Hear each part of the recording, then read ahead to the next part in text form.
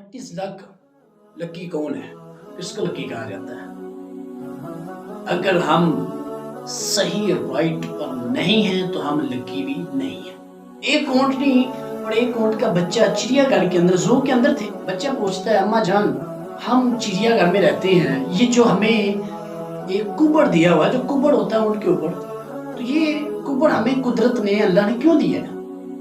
उसने कहा, बेटा ये अल्लाह ने कुबड़ इसलिए हमें दिया है कि जब हम सहरा के अंदर जाएं तो वहां पानी नहीं मिलता, तो हम इसके अंदर पानी को स्टोर कर लेते हैं और बाद में ये इस्तेमाल में आ जाता है, हम यूज कर सकते हैं। काफी देर तक नहीं मिलता पानी तो हम फिर ये जो कुबड़ के अंदर पानी स्टोर होता है हम उसको फिर इस्तेमाल करते हैं। उसने कहा ठीक है, और ये हमें जो आंखों के ऊपर बड़े बड़े बाल हैं ये कुदरत ने हमें क्यों दिए हैं? ये अल्लाह ने क्यों दिए हमें? उसने कहा, बेटा ये हमें जो आंखों के ऊपर बाल दिए हैं, जो कि सहराई इलाका होता है, तो सहरा के अंदर जब दौड़ते हैं रेत वगैरह उड़ती है तो हम अपनी आंखों के अंदर आंखों को रेत से बचा सकें, डस्टबिन सारी चीजों से बचा सकें, तो इसलिए हमें अल्लाह ने आंखों के ऊपर बड़े बड़े बाल दिए।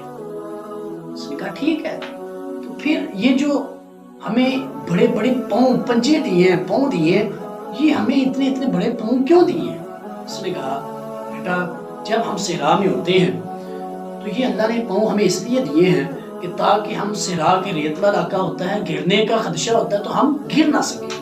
4 सवाल किए बेटे ने अपनी माँ से, 3 तो हो गए, चौथा सवाल जो हमारी जिंदगी को चेंज कर देने वाला है, बहुत कमाल का सवाल किया।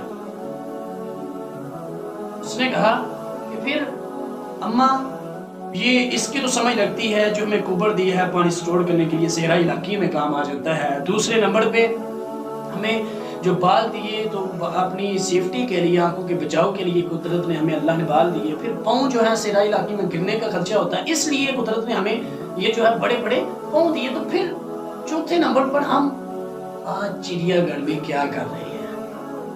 हम यहाँ क्यों हैं? हम यहाँ क्या कर रहे हैं? अगर हम सही राइट पर नहीं हैं तो हम लकी नहीं है। फिर चिड़ियाघर में क्या कर रहे हैं हम, जब ये सारी चीजें सहरा के लिए दी हैं? आज हम में से बहुत सारे भाई, बहुत सारी बहनें, बहुत सारे मेरे फ्रेंड्स और बहुत सारे लोग राइट पर नहीं हैं।